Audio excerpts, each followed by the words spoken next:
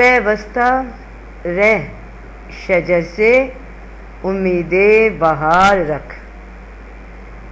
جس طرح ڈالی شاخ سے جڑی رہے تو ہریالی لاتی ہے، سبزہ لاتی ہے، پھل لاتی ہے، اسی طرح اپنے رب کے ساتھ جڑا ہوا بندہ، رب کی طرف رجوع رکھنے والا بندہ خیر لاتا ہے اور خیر پاتا ہے، پر امید رہتا ہے، مایوس ہرگز نہیں ہوتا اپنے پروردگار سے۔ نفس یعنی جان، جان کی 5 خواہشیں ہیں، اس کا دیکھنا، اس کا سننا، اس کا بولنا، اس کا چھونا، اس کا چکھنا۔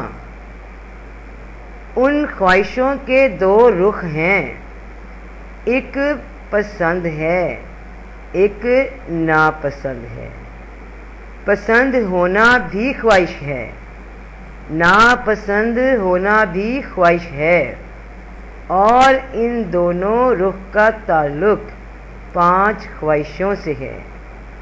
شے جہاں ہوتی ہے، جیسی ہوتی ہے ویسے ہی رہتی ہے، فرق ڈالتی ہے اس میں یہ 2 رخ، کسی شے کا حاصل کرنا یا نہ حاصل کرنا، حاصل ہونا یا نہ حاصل ہونا شے کے وجود کی نفی نہیں کر سکتا۔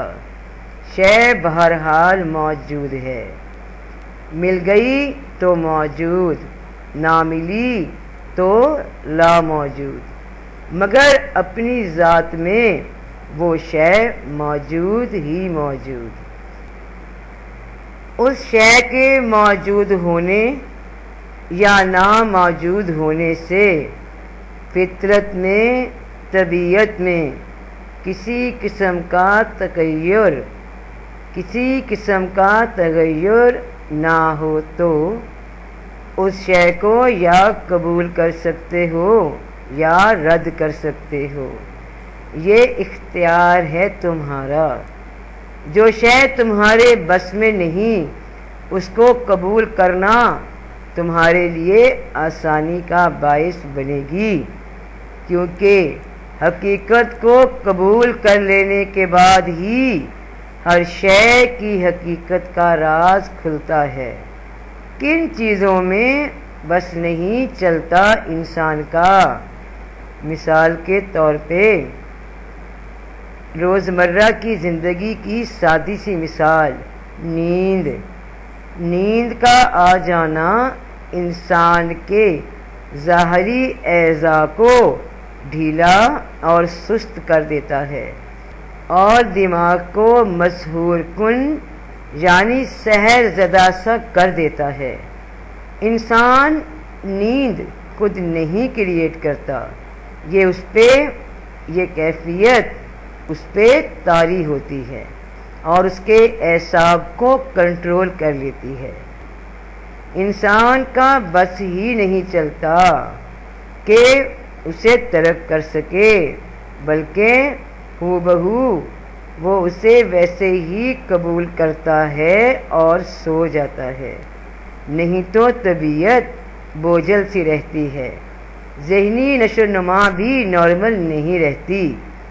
دوسری مثال تمہاری صحت، جو اپنے بس کی بات نہیں، کب اس پہ کوئی بیماری آ جائے۔ انسان اپنے جسم میں قدرتی تبدیلیوں کو نہ بدل سکتا ہے نہ روک سکتا ہے، کہ کبھی بوڑھا نہ ہو، کبھی بال سفید نہ ہوں، سدا جوان رہے، سدا صحت مند رہے۔ فطرت کے قانون بدلے نہیں جا سکتے۔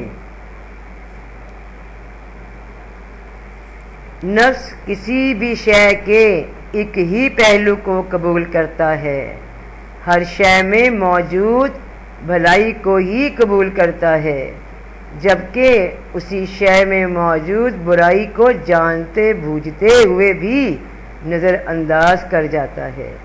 پھر جب اسے برائی پہنچ جائے تو مایوس ہو جاتا ہے، ناشکرا ہو جاتا ہے۔